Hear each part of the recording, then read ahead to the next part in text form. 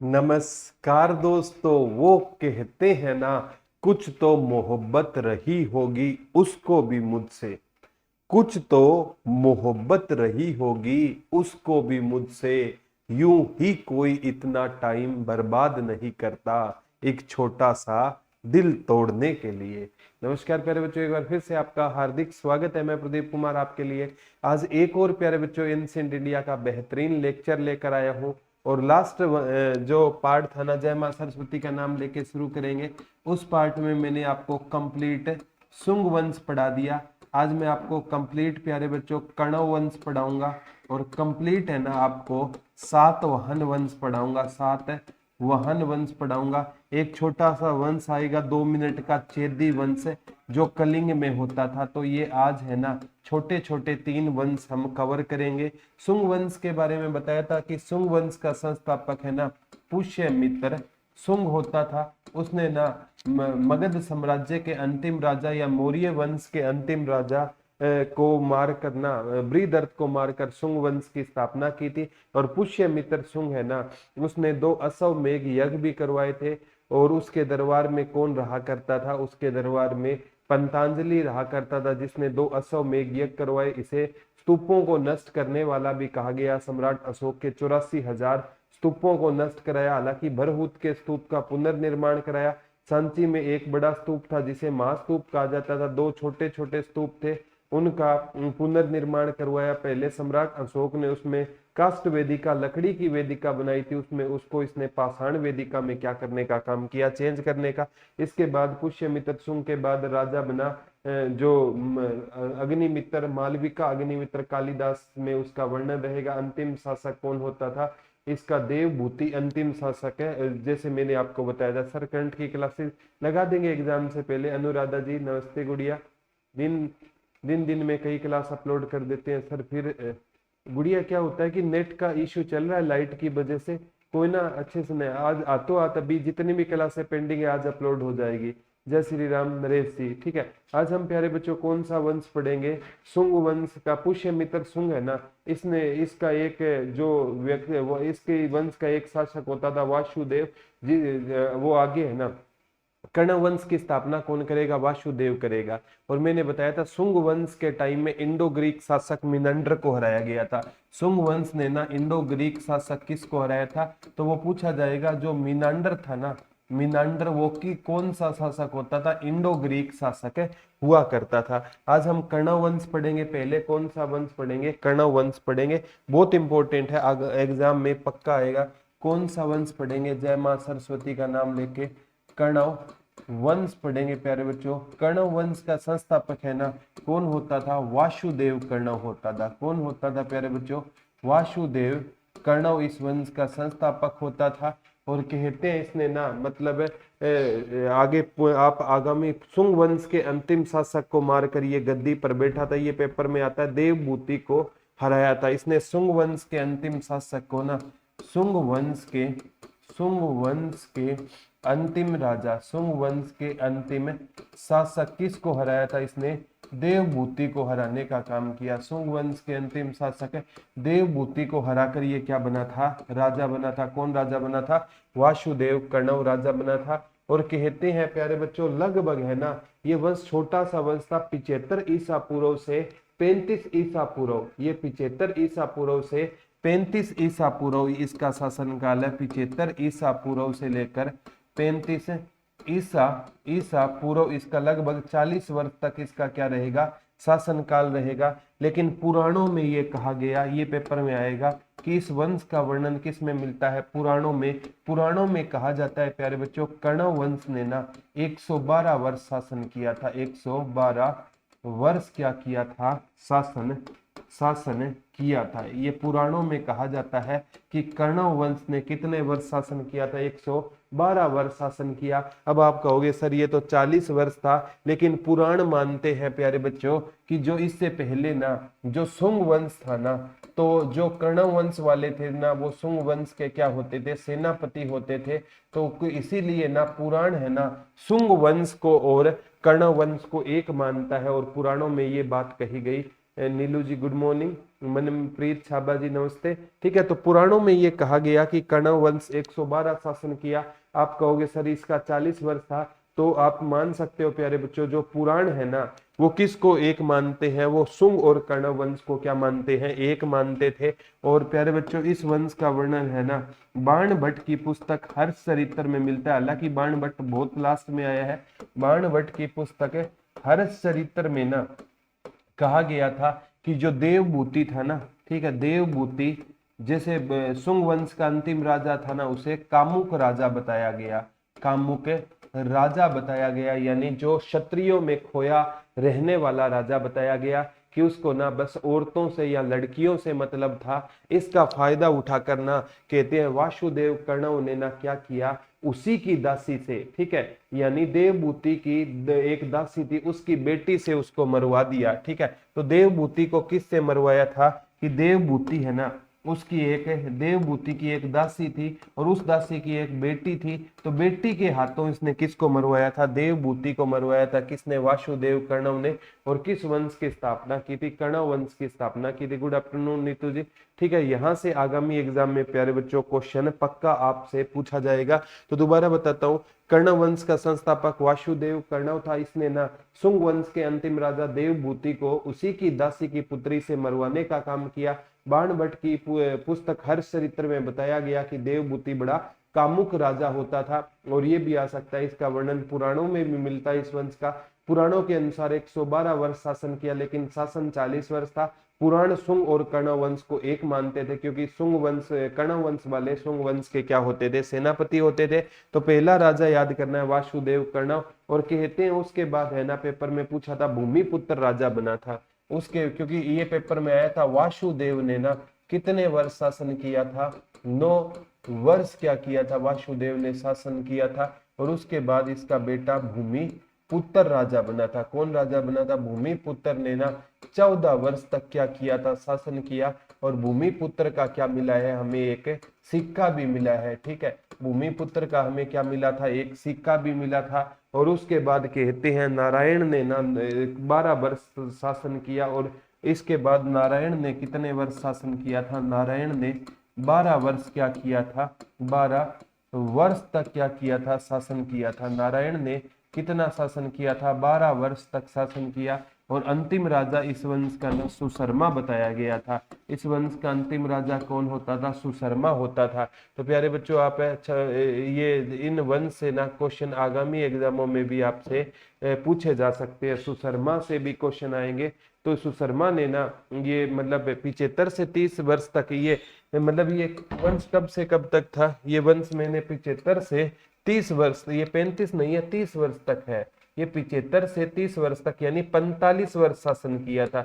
इसने कितने वर्ष शासन किया था, ये ठीक कर लेना। इसने 45 से 75 ईसा पूर्व से 30 ईसा पूर्व यानी 45 वर्ष तक शासन किया। लेकिन पुराणों की माने ना तो इनका शासनकाल कितने वर्ष था, 112 वर्ष था। लेकिन इनका रियल शासनकाल कर्ण वंश का 75 ईसा पूर्व से 30 ईसा पूर्व। दोबारा बताता हूँ, संस्थापक वासुदेव कर्ण था, देवभूति को मारा। इसका वर्णन पुराणों में मिलता है। पुराणों के अनुसार 112 वर्ष शासन किया। बाण भट्ट की हर्षचरित्र में देवभूति को, जो शुंग वंश का अंतिम राजा, उसे कामुक राजा बताया गया। इसका फायदा उठाकर वासुदेव कर्ण ने ना अब मतलब उसी की दासी की पुत्री से उसकी हत्या करवा दी। और इस वंश में 4 प्रमुख राजा हुए। पहला वासुदेव कर्ण था, 9 वर्ष शासन किया। फिर उसके बाद राजा बना था, सबसे इंपॉर्टेंट बात है भूमिपुत्र, उसका एक सिक्का भी मिला है। और उसने 14 वर्ष तक क्या किया था, शासन किया था। और उसके बाद है ना इस वंश में राजा बना था जिसने नारायण, जिसने 12 वर्ष शासन किया। अब 10 वर्ष तक किसने शासन किया, सुशर्मा। इनका जोड़ करोगे ना प्यारे बच्चों, 2 और क्या है, 6 और 9 15, 1 2 3 और 4, 45 वर्ष क्या किया था इन्होंने, शासन किया। तो आपको ना ज्यादा यहाँ से क्वेश्चन नहीं आएंगे। मैं ठीक हूँ नीलू जी, ज्यादा यहाँ से क्वेश्चन नहीं आएंगे। वासुदेव ने 9 वर्ष शासन किया, भूमिपुत्र ने 14 वर्ष, एक सिक्का मिला, नारायण ने 12 वर्ष और सुशर्मा ने 10 वर्ष शासन किया। टोटल 45 वर्ष रहेगा, यानी 75 ईसा पूर्व से 30 ईसा पूर्व तक ये वंश रहेगा। और कहते हैं सुशर्मा को किसने मारा था, सिमुक ने मार दिया। और सुशर्मा को सिमुक ने मारकर किस वंश की स्थापना की थी प्यारे बच्चों, सातवाहन वंश की स्थापना की। और पेपर में सातवाहन वंश से क्वेश्चन ज्यादा आएंगे। और हालांकि कहते हैं ये वंश है ना पाटलिपुत्र तक सीमित था, मतलब ये वंश है ना मतलब ज्यादा इसने विस्तार नहीं किया था। ये वंश है ना पाटलिपुत्र तक क्या रहता था, सीमित रहता था। कर्ण वंश कहाँ तक सीमित था, पाटलिपुत्र तक क्या था, सीमित। हर्षचरित्र में कामुक राजा कहा गया, हाँ हरीश से कहा है क्या, हाँ हर्षचरित्र में इसे कामुक राजा बताया गया था देवभूति को। हालांकि हर्षचरित्र है ना वो बाद में आई थी, बाणभट्ट की रचना थी, 7वीं शताब्दी की रचना है और ये ईसा पूर्व की घटना है। लेकिन फिर भी बाणभट्ट की पुस्तक में देवभूति को क्या बताया गया था, कामुक राजा बताया गया था। तो बाणभट्ट की हर्षचरित्र में भी इस वंश का वर्णन मिलता है और पुराणों में भी इस वंश का क्या मिलता है, वर्णन मिलता है। 2 क्वेश्चन आएंगे, ज्यादा नहीं आएंगे। अब बात आती है, हम पढ़ेंगे सातवाहन वंश। कौन सा वंश पढ़ेंगे, सातवाहन वंश। ये पेपर में पक्का आएगा। सावंत व्यवस्था है ना सबसे पहले किसने चलाई थी, सातवाहन वंश ने। शिष्य के सिक्के सबसे पहले किसने चलाए थे, सातवाहन वंश ने। सातवाहन वंश का संस्थापक कौन होता था, सिमुक होता था। ये रट लेना, कम से कम 8-10 एग्जामों में आ गया कि सातवाहन वंश का संस्थापक कौन होता था, सिमुक होता था। और सिमुक ने ना किसको मारा था प्यारे बच्चों, सुशर्मा को मारा था। और सुशर्मा को मारकर किस वंश की स्थापना की थी, सातवाहन वंश की। और पहले बताया था। और इस वंश का अंतिम राजा है ना सुशर्मा, किस वंश का अंतिम राजा होता था, कर्ण वंश का। और कर्ण वंश की संस्थापक कौन होते थे, वासुदेव कर्ण होते थे।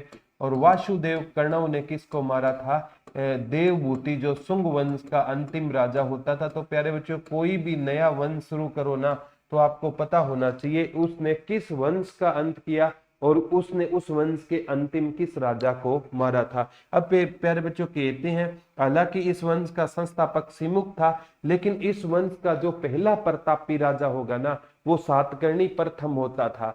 और इस वंश का सबसे प्रतापी राजा पूछे तो वो गौतमी पुत्र सातकर्णी था। एक सातवाहन वंश ये क्वेश्चन आएंगे। ये प्यारे बच्चों मातृ सत्रात्मक वंश था, मातृ सत्रात्मक वंश होता था।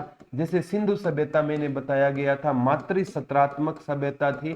जैसे आप पढ़ोगे इसमें ना इस वंश का सबसे शक्तिशाली राजा गौतमी पुत्र सातकर्णी था, ठीक है सातकर्णी। तो गौतमी नाम से पता चल रहा है गौतमी इसकी माँ का नाम होता था। तो ये माँ को आगे बढ़ाने वाला वंश था। तो आप कह सकते हो मातृ सत्रात्मक था। लेकिन जिसमें इस वंश में जो राजा बने हैं ना वो पितृ सत्रात्मक थे, यानी राजा पुरुष बने हैं। तो राजा के हिसाब से तो ये पितृ सत्रात्मक वंश होता था।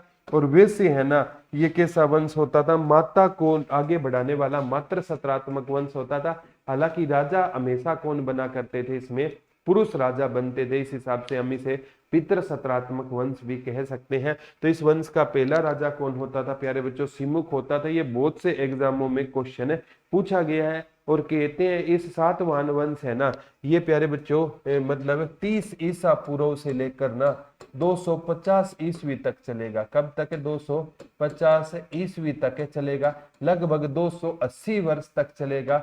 और इस वंश में 19 राजाओं का हम क्या पढ़ेंगे, वर्णन पढ़ेंगे। तो सातवाहन वंश है ना वो तो 45 वर्ष चला था। और सातवाहन वंश है लगभग है ना 280 मतलब वर्ष चलेगा। 30 ईसा पूर्व इस वंश की क्या हुई थी, स्थापना हुई थी। और मतलब ये 250 ईस्वी तक ये वंश चलेगा। ये आगामी एग्जाम में आ सकता है। इस सातवाहन वंश में ना हमें मतलब कितने लगभग 19 राजाओं का वर्णन पढ़ेंगे। पहला राजा कौन होता था, सिमुक होता था। कहते हैं प्यारे बच्चों इसे पुराणों में ना आंध्र, इसे इस वंश को ना आंध्र सातवाहन वंश के नाम से भी जाना जाता है। आंध्र सातवाहन वंश के नाम से भी जाना जाता है। कहते हैं पुराणों में ना इसे आंध्र कहा गया था। पुराणों में इस वंश को क्या कहा गया था, आंध्र कहा गया था। हालांकि इनका एरिया भी आंध्र प्रदेश और महाराष्ट्र था, इसलिए भी हो सकता है इसे आंध्र सातवाहन वंश कहा जाए। लेकिन अभिलेखों में इसे क्या कहा गया था, अभिलेखों में, ठीक है। सम्राट अशोक पहला शासक था जिसने अभिलेखों के माध्यम से शिक्षा दी। अभिलेखों में इसे सातवाहन कहा गया था। अभिलेखों में इसे क्या कहा गया था, सातवाहन। पुराणों में इसे क्या कहा गया था, आंध्र कहा गया था। और अभिलेखों में इसे क्या कहा गया था, सातवाहन। और इसका वंश का पूरा नाम क्या रहेगा, आंध्र सातवाहन वंश रहेगा। पुराणों में आंध्र कहा गया, अभिलेखों में इसे सातवाहन कहा गया। और पहले मैंने बताया था प्यारे बच्चों जो कर्ण वंश था ना, कण्व वंश, कण्व वंश जिसकी स्थापना वासुदेव कण्व ने की, वो तो पाटलिपुत्र तक सीमित था। लेकिन ये है ना, इन्होंने प्यारे बच्चों कहते हैं महाराष्ट्र को भी अपने अधीन कर लिया था और आंध्र प्रदेश को भी अपने अधीन कर लिया था, आंध्र प्रदेश को भी। तो ये ज्यादा विस्तृत रूप से फैला था और महाराष्ट्र में एक प्रतिष्ठान प्रतिष्ठान को इन्होंने अपनी क्या बनाया था, अपनी राजधानी बनाया था। तो ये क्वेश्चन पक्का आएगा कि सातवाहन वंश के शासकों ने अपनी राजधानी किसको बनाया था, प्रतिष्ठान को बनाया था। और प्रतिष्ठान कहां पर रहेगा, महाराष्ट्र में रहेगा। इन्होंने अपनी राजधानी किसको बनाया था, और उससे पहले पाटलिपुत्र तक सीमित था कण्व वंश। तो कण्व वंश के टाइम में पाटलिपुत्र, और इन्होंने अपनी राजधानी किसको बनाया था, महाराष्ट्र को अपनी राजधानी बनाया। एरिया पूछे तो महाराष्ट्र, आंध्र प्रदेश, और हो सकता है आंध्र प्रदेश से होने के कारण इनका नाम आंध्र सातवाहन पड़ा था। पीछे पेज दिखाना जी, पीछे पेज है ना प्यारे बच्चों, ये क्वेश्चन है सातवाहन वंश का संस्थापक कौन होता था, सिमुक होता था। सिमुक ने कण्व वंश के अंतिम राजा सुशर्मा को मारा था। और ये कहते हैं प्यारे बच्चों, जैसे सिंधु सभ्यता मात्र सत्रात्मक थी, ये वंश भी मात्र सत्रात्मक है, लेकिन इसमें राजा कौन बनते थे, पितृ सत्रात्मक राजा बनते थे। इस वंश का कार्यकाल 30 ईसा पूर्व से 250 ईसा पूर्व यानी 280 सालों तक है। 19 राजाओं का इसमें हम क्या पढ़ेंगे, वर्णन पढ़ेंगे। अब प्यारे बच्चों, ये एग्जाम में पूछा गया था, आगामी एग्जाम में भी आ सकता है। ये वंश है ना कृष्णा और गोदावरी के बीच में फैला हुआ था। सातवाहन वंश है ना किन दो नदियों के बीच में फैला हुआ था, तो सातवाहन वंश है ना ये कृष्णा और गोदावरी, सातवाहन वंश है ना ये किन दो नदियों के बीच में फैला हुआ था, कृष्णा और गोदावरी नदियों के बीच में ये वंश फैला हुआ था। प्रॉपर इसकी लोकेशन पूछे ना तो महाराष्ट्र और आंध्र प्रदेश में ये वंश फैला हुआ था। और इसे ना इसीलिए आंध्र प्रदेश में ये वंश फैला हुआ था, महाराष्ट्र और आंध्र प्रदेश में ये फैला हुआ था। और कहते हैं पुराणों में ना इसे क्या कहा गया था, आंध्र कहा गया था, और अभिलेखों में इसे क्या कहा गया था, सातवाहन कहा गया। पेपर में हम क्या पढ़ेंगे, आंध्र सातवाहन वंश भी इसको पढ़ सकते हैं। ठीक है, तो ये क्वेश्चन आगामी एग्जाम में इन्होंने ना महाराष्ट्र में एक जगह है प्रतिष्ठान, उसको अपनी क्या बनाया था, कैपिटल बनाने का काम किया, यानी अपनी राजधानी बनाने का काम किया था। ये जगह प्रतिष्ठान कहाँ पर रहेगी, महाराष्ट्र में। ये पेपर में सागर जी नमस्ते, जितने भी क्वेश्चन आए हैं ना मैंने इनको शॉर्ट लिस्टेड किए हैं। और इसका जो संस्थापक होता था ना, कहते हैं सिमुक है ना, वो जैन धर्म को मानता था। और इसका संस्थापक होता था ना सिमुक, क्योंकि सिमुक ने सुशर्मा को मार कर ना 30 ईसा पूर्व इस वंश की स्थापना की। तो सिमुक है ना कहते हैं पहले जैन धर्म को मानता था, फिर वो बौद्ध धर्म को भी मानने लग गया था। ठीक है, फिर उसने चैत्यों का भी यानी स्तूपों का भी क्या करवाया, निर्माण करवाया। लेकिन सिमुक का अंतिम टाइम आया ना तो सिमुक क्या हो गया, अत्याचारी हो गया। सिमुक का अंतिम टाइम में सिमुक क्या हो गया, अत्याचारी। तो आप पूछा जा सकता है सिमुक किस धर्म को मानता था। स्टार्टिंग में सिमुक जैन धर्म को मानता था, और बाद में हालांकि उसने बौद्ध धर्म को भी सिमुक ने क्या दिया था, बढ़ावा देने का काम किया था। तो सिमुक है ना बौद्ध और जैन दोनों धर्म को मानने वाला क्या होता था, सिमुक राजा होता था। लेकिन बाद में उसने चैत्यों का निर्माण करवाया। लेकिन बाद में क्या हुआ, सिमुक है ना वो क्या करने लग गया, अत्याचारी होने लग गया। और एक बाद में उसका बेटा किरसन राजा बना। बाद में सिमुक का जो बेटे का नाम क्या होता था, तो किरसन है ना, इसके बेटे का नाम होता था किरसन जी। और बाद में किरसन जी का इतना वर्णन नहीं बनता। तो इस वंश का पहला शक्तिशाली राजा है ना वो कौन होगा, सातकर्णी प्रथम होगा। तो ये पेपर में आएगा। इस वंश का पहला शक्तिशाली राजा कौन होता था, इस वंश का पहला शक्तिशाली राजा कौन होता था। तो इस वंश का पहला शक्तिशाली राजा गौतमी पुत्र, ये वो तो सबसे ज्यादा शक्तिशाली था, गौतमी पुत्र सातकर्णी। तो पहला राजा इसका शक्तिशाली सातकर्णी प्रथम होता था। कौन होता था, सातकर्णी प्रथम इस वंश का पहला शक्तिशाली राजा होता था। हालांकि सिमुक ने इस वंश की स्थापना की। पेपर में पूछा जाता है सातकर्णी प्रथम को दक्षिण का स्वामी और पश्चिम स्वामी कहा जाता है। सातकर्णी प्रथम को दक्षिण स्वामी और पश्चिम स्वामी दोनों के नाम से जाना जाता है। दक्षिण स्वामी और पश्चिम स्वामी के नाम से भी जाना जाता है। दक्षिण स्वामी भी कहा जाता है इसको, पश्चिम स्वामी भी किसको कहा जाता है, सातकर्णी प्रथम को कहा जाता है। और एक बार पेपर में आता है, इसने राजा नयनिका से शादी की थी, रानी नयनिका से। इसने ना किससे शादी की थी, रानी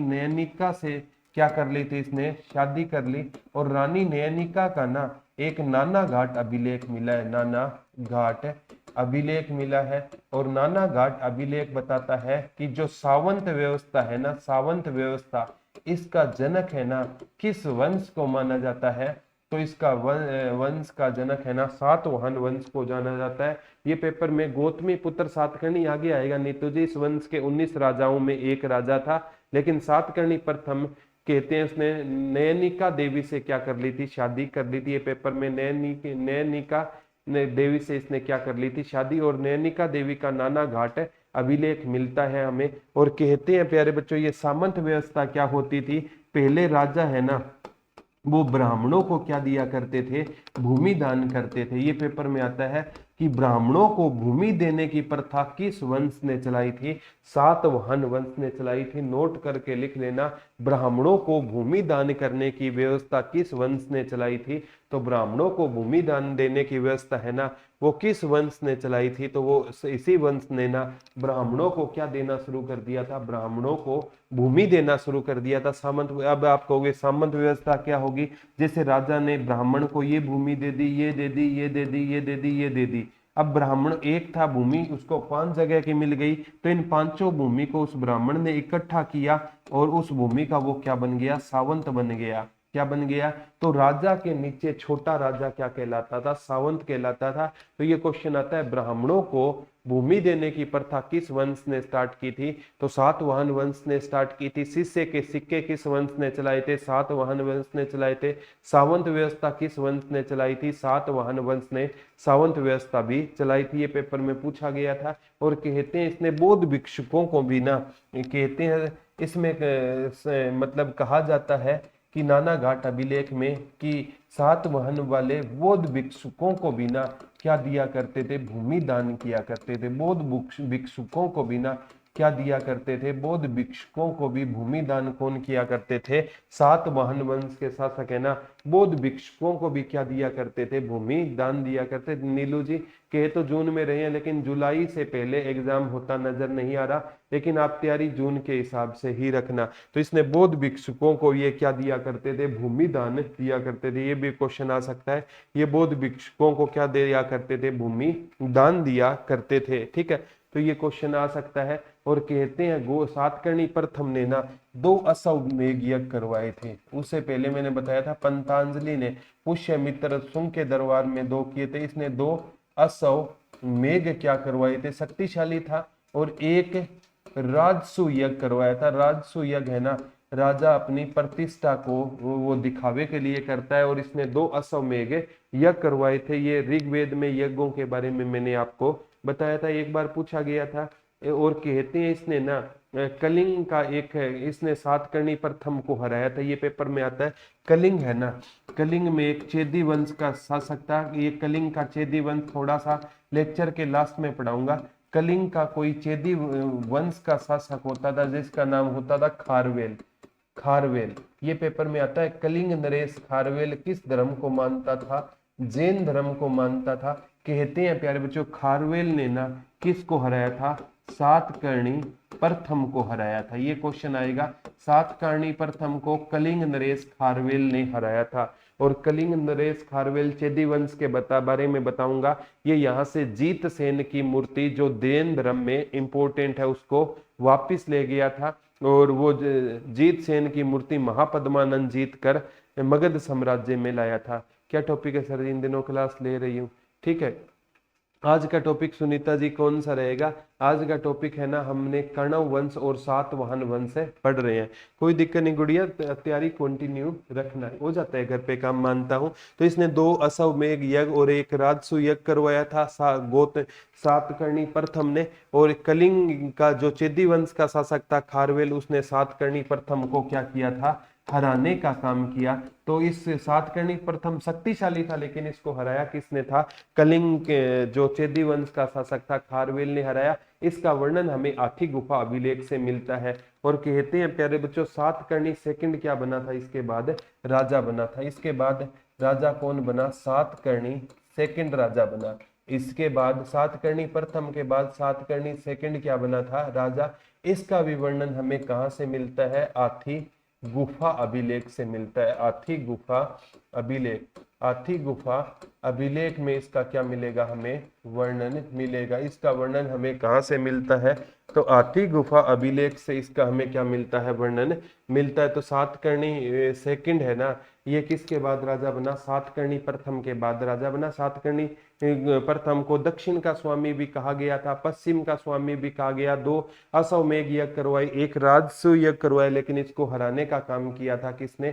कलिंग में चेदी वंश का शासक होता था खारवेल। इसका वर्णन आठी गुफा अभिलेख से मिलता है। और कहते हैं प्यारे बच्चों, पुराणों में 19 राजाओं का वर्णन मिलता है। पुराणों में कहा गया कि इस वंश में ना कितने राजा थे? इस वंश में टोटल 19 राजा हुए हैं। पुराणों में ना इस वंश में कितने राजा का वर्णन मिलता है? तो पुराणों में इस वंश में ना 19 राजाओं का क्या मिलता है? वर्णन मिलता है। पुराणों में कहा गया कि इस वंश में कितने राजा होते हैं? तो पुराणों में यह कहा गया कि इस वंश में ना 29 टोटल कितने राजा हुए हैं? 19 राजा हुए हैं। और इस वंश का जो 17वां राजा था ना, उसका नाम हाल होता था। और हाल क्या होता था? एक फेमस कवि होता था। और कहते हैं हाल है ना, वो प्राकृत भाषा का कवि होता था। इस वंश का जो 17वां राजा होता था, कौन होता था? हाल होता था। और हाल है ना, किस भाषा का कवि होता था? कहते हैं प्यारे बच्चों, नहीं, अभी तक केट की डेट रीनू जी फिक्स नहीं हुई है। और इसका 17वां मतलब कवि कौन होता था? हाल होता था। और हाल किस भाषा का कवि होता था? प्यारे बच्चों, हाल प्राकृत भाषा का क्या माना जाता है? महान कवि माना जाता है। और प्यारे बच्चों, सबसे शक्तिशाली इस वंश का राजा गौतमी पुत्र सातकर्णी था। ये पेपर में आता है। इस वंश का सबसे शक्तिशाली राजा, सबसे शक्ति, पंखा बंद कर दो, सबसे शक्तिशाली राजा कौन होता था? गौतमी पुत्र सातकर्णी था। गौतमी पुत्र, आज लाइट नहीं है प्यारे बच्चों, गौतमी पुत्र सातकर्णी है ना, इस वंश का क्या होता था? सबसे शक्तिशाली राजा होता था। और ये भी आ सकता है उसका शासनकाल 106 ईस्वी से लेकर 130 ईस्वी तक था। 106 ईस्वी से लेकर 130 ईस्वी तक किसका शासनकाल था? गौतमी पुत्र सातकर्णी का शासनकाल था। इसने कहते हैं यवनों और शकों को हराने का काम किया। पेपर में आएगा, गौतमी पुत्र सातकर्णी ने ना शकों को और यवनों को हराया था। इसीलिए इस वंश का सबसे क्या था? शक्तिशाली राजा था। कहते हैं गौतमी पुत्र सातकर्णी है ना, अरब सागर पर, हिंद महासागर पर, बंगाल की खाड़ी, इन तीनों पर उसका क्या था? कब्जा था। तो ये आ सकता है इस वंश का सबसे शक्तिशाली राजा कौन? 17वां राजा हाल था, कवि था प्राकृत भाषा का, लेकिन सबसे शक्तिशाली राजा गौतमी पुत्र सातकर्णी था। 106 से 130 ईस्वी तक रहा था। और अरब सागर, बंगाल की खाड़ी और हिंद महासागर तीनों को जीता था। अरब सागर, बंगाल की खाड़ी और हिंद महासागर को जीतने का काम किया था। हिंद महासागर को उसने जीतने का क्या किया था? काम किया था। किसने किया था? गौतमी पुत्र सातकर्णी ने यह काम किया था। और कहते हैं प्यारे बच्चों, इसने राजा गज और विंध्य नरेश की उपाधि धारण की थी। राजा गज और विंध्य नरेश की उपाधि उसने क्या की थी? धारण की थी। उसने राजा गज और विंध्य, और कहता था मेरे अंदर ना भगवान श्री कृष्ण और बलराम जितनी ताकत है। भगवान श्री कृष्ण और बलराम जितनी ताकत खुद के अंदर किसने बताई थी? गौतमी पुत्र सातकर्णी ने। राजा गज और विंध्य नरेश की क्या की थी? हमारी अभी आई है लाइट सर, ओके गुड़िया, ठीक है। तो इसने ना, और लाइट की वजह से, कट की वजह से कुछ आपकी क्लास डिस्टरबेंस चल रही है, मैं उसके लिए माफी चाहता हूँ प्यारे बच्चों आपसे। और कहते हैं प्यारे बच्चों, इसने इसी के टाइम में, लाइट बुझा दो एक, इसके टाइम में अमरावती कला का भी विकास हुआ था। एक लाइट बंद करनी पड़ेगी प्यारे बच्चों। इसके टाइम में अमरावती कला, आंध्र प्रदेश के कैपिटल अमरावती कला का विकास भी किसके टाइम में हुआ था? तो विकास भी अमरावती कला का भी विकास है ना वो किसके टाइम में हुआ था प्यारे बच्चों, इसी राजा के टाइम में ना अमरावती कला का भी क्या हुआ था, गौतमी पुत्र सातकर्णी के टाइम में अमरावती कला का भी विकास हुआ था, ये पूछा गया था। और ये पेपर में सबसे पक्का पूछा जाता है इस वंश का पुल्लू मावी सेकंड, पुल्लू मावी है ना थर्ड इस वंश का अंतिम राजा बताया गया। यहाँ से कोई क्वेश्चन नहीं आएगा। इस वंश का अंतिम राजा कौन होता था, पुल्लू मावी थर्ड इस वंश का क्या होता था। इतना याद करना, टोटल 19 राजा है। एक सिमुक के बारे में पढ़ लेना जिसने इस वंश की स्थापना की, उसका बेटा किरसन था। और पहला शक्तिशाली राजा कौन होता था, सातकर्णी प्रथम होता था। दूसरा पूछे तो कौन होता था, एक सातकर्णी सेकंड होता था। और एक सबसे शक्तिशाली राजा गौतमी पुत्र सातकर्णी था। अंतिम पूछे तो पुल्लू मावी थर्ड इस वंश का अंतिम राजा था। और आपको याद नहीं करना। और कहा जाता है शीशे के सिक्के चलाए थे और कांस्य और चांदी के सिक्के चलाए थे इस वंश ने ना। एक तो क्वेश्चन आएगा सावंत प्रशासन से, क्वेश्चन ज्यादा आता है इस वंश के प्रशासन से। कहते हैं सावंत प्रथा का जनक किस वंश को कहा जाता है, सातवाहन वंश के शासकों को। इसने किसके सिक्के चलाए थे, शीशे के क्या चलाए थे, शीशे के इसने क्या चलाए थे, सिक्के। इसके टाइम में कौन से सिक्के चले थे, शीशे के सिक्के चलाए थे। और एक इन्होंने चांदी और कांसे के भी सिक्के चलाए थे, चांदी और कांसे के। शीशे के सिक्के वाला रट लेना, पक्का आएगा। और इन्होंने ब्राह्मणों को भूमि दान देने की प्रथा, ब्राह्मणों को भूमि दान देने की भी प्रथा किसने शुरू की थी, इस वंश ने शुरू की। और बौद्ध भिक्षुकों को भी ये क्या दिया करते थे, तो ये बौद्ध भिक्षुकों को भी भूमि दान दिया करते थे। बौद्ध भिक्षुकों को भी ये क्या दान किया करते थे, भूमि दान दिया करते थे। तो ये पेपर में आगामी एग्जाम में आपसे पक्का पूछा जाएगा। ये शीशे के सिक्के चलाए, चांदी और कांसे के सिक्के चलाए, ब्राह्मणों को भूमि दान दिया करते थे। वह बौद्ध भिक्षुकों को भी भूमि दान देने की प्रथा है ना, वो किस वंश के टाइम में शुरू हुई थी, सातवाहन वंश के शासकों के टाइम में शुरू हुई थी। और मैंने बताया था इनके टाइम में ब्राह्मी लिपि थी, ठीक है। इनकी प्रमुख लिपि पूछे तो कौन सी रहेगी, ब्राह्मी लिपि इनकी प्रमुख रहेगी। आप एक बार इसको देख सकते हो, इनकी प्रमुख लिपि है ना कौन सी रहेगी, ब्राह्मी। प्रमुख लिपि इस वंश के टाइम में, जैसे सम्राट अशोक के टाइम में कौन सी लिपि होती थी, ब्राह्मी। तो इनकी प्रमुख लिपि कौन सी होती थी, ब्राह्मी होती थी। और भाषा पूछे ना कौन सी होती थी, प्राकृत होती थी। मैंने बताया था इस वंश का एक 17वां राजा हाल था, वो प्राकृत भाषा का क्या होता था, कवि। और ये है ना जैसे गौतमी पुत्र सातकर्णी से पता चलता है ये मातृ सत्रात्मक वंश था। लेकिन अगर पूछे राजा कैसे बनते थे, राजा पितृ सत्रात्मक थे, यानी राजा पुरुष बनता था। और ये मतलब शासनकाल कैसा था, मातृ सत्रात्मक क्या होता था, शासनकाल होता था। और राजा कौन बना करते थे, राजा हमेशा क्या बना करते थे, पुरुष इसमें क्या बनते थे, राजा बना करते थे। तो ये याद कर लेना, आगामी एग्जाम में पुल्लुवामी सेकंड इस वंश का अंतिम राजा होता था। मैं बताता हूँ अभी पुल्लुवामी थर्ड। अभी इससे से क्या क्वेश्चन और आएंगे मैं आपको अभी बता देता हूँ। अभी क्विक रिवीजन करवा देता हूँ सबसे पहले, बाद में एक 3-4 मिनट का चेदी वंश पढ़ेंगे।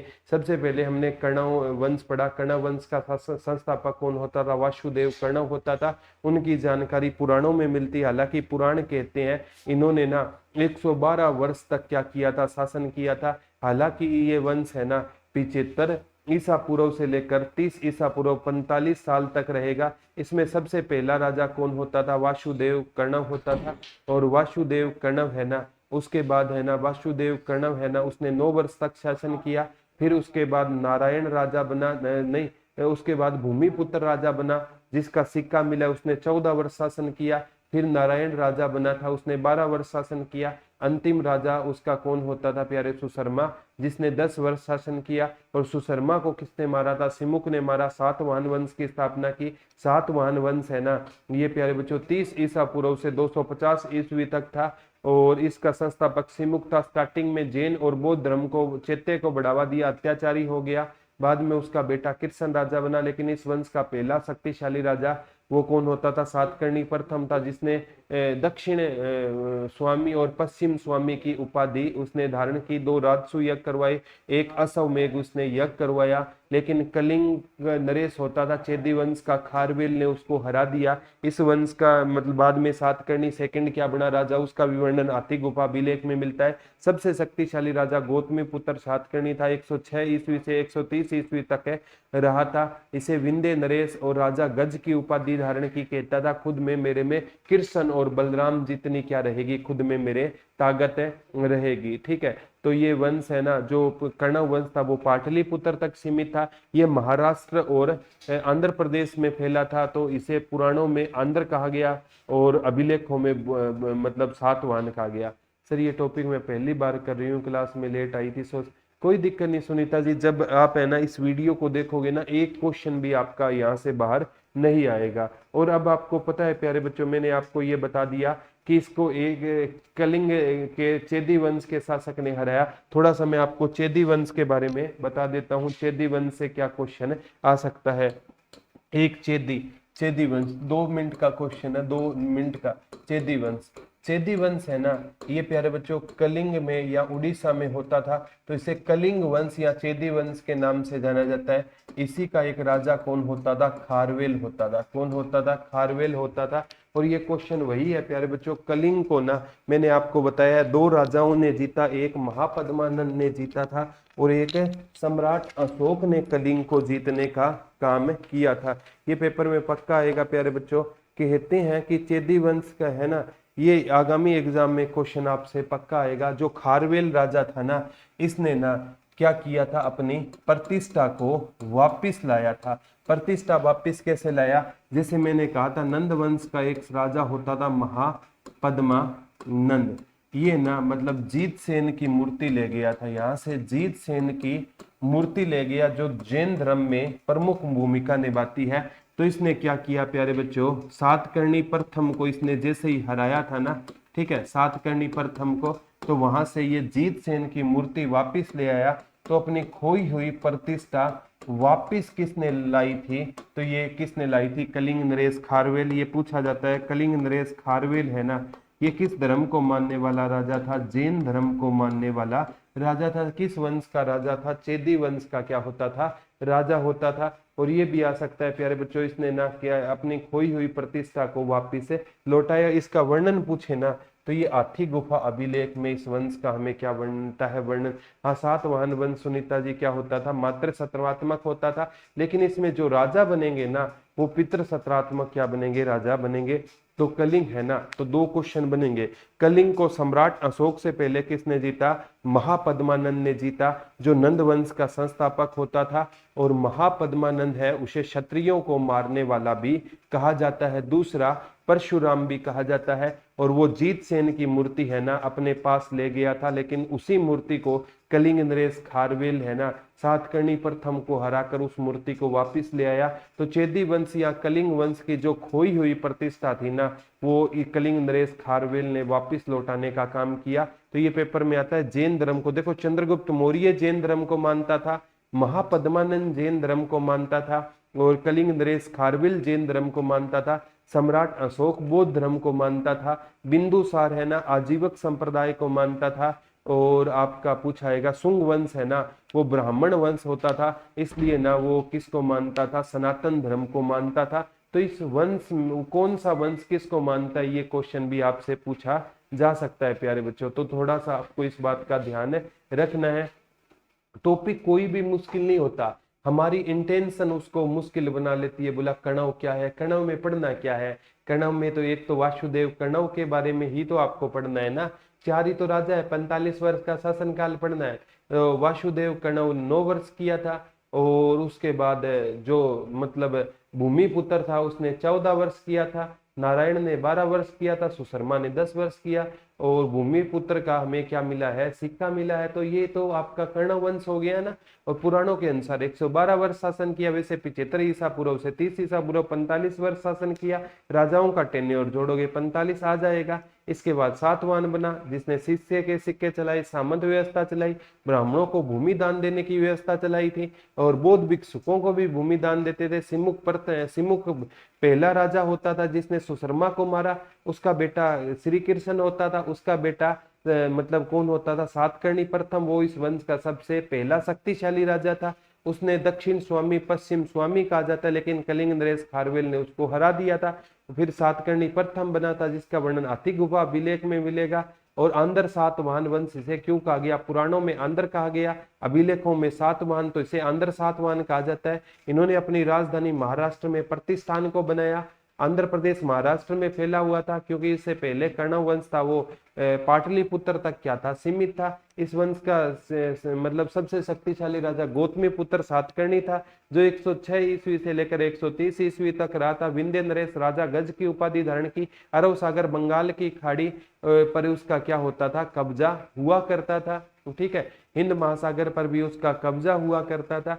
और इस वंश का अंतिम राजा भी मैंने आपको बता दिया था प्यारे बच्चों, पुल्लुमावी थर्ड इस वंश का क्या होता था, अंतिम राजा होता था। यहाँ से क्वेश्चन बनेंगे। इस ये वंश है ना मात्र सत्रात्मक होता था, राजा पितर सत्रात्मक बनते थे। इस वंश की लिपि ब्राह्मी होती थी, और भाषा कौन सी होती थी, प्राकृत होती थी। इतना पढ़ लिया तो एक क्वेश्चन भी बाहर नहीं आएगा। एक चेदी वंश का ना, जो कलिंग नरेश खारवेल चेदी वंश से था, वो जीत सेन की मूर्ति लेकर अपनी प्रतिष्ठा को लौटा लिया था इसने वापिस। बस इतना सा पढ़ना, इतना सा टॉपिक है। तो ये था आज का टॉपिक प्यारे बच्चों। आज का टॉपिक आपको कैसा लगा, हर एक बच्चा कमेंट करके जरूर बताए। तो आज के लिए इतना ही है, कल आपसे हम दोबारा रूबरू होंगे। तब तक के लिए हंसते रहिए, मुस्कुराते रहिए, अपना और अपनों का ध्यान रखिए। और जाते जाते ये जरूर बताना कि आज का टॉपिक आपको कैसा लगा, क्योंकि मैं मानता हूं कोई भी टीचर अच्छा नहीं होता, उसके बच्चे उस टीचर को क्या बनाते हैं, अच्छा बनाते हैं। तो कल आपसे दोबारा भेंट होगी, तब तक के लिए हंसते रहिए, मुस्कुराते रहिए, अपना और अपनों का ध्यान रखिए, और किसी भी हालत में एजुकेशन को बंद मत होने देना। धन्यवाद दोस्तों, जय हिंद, जय भारत, लव यू ऑल।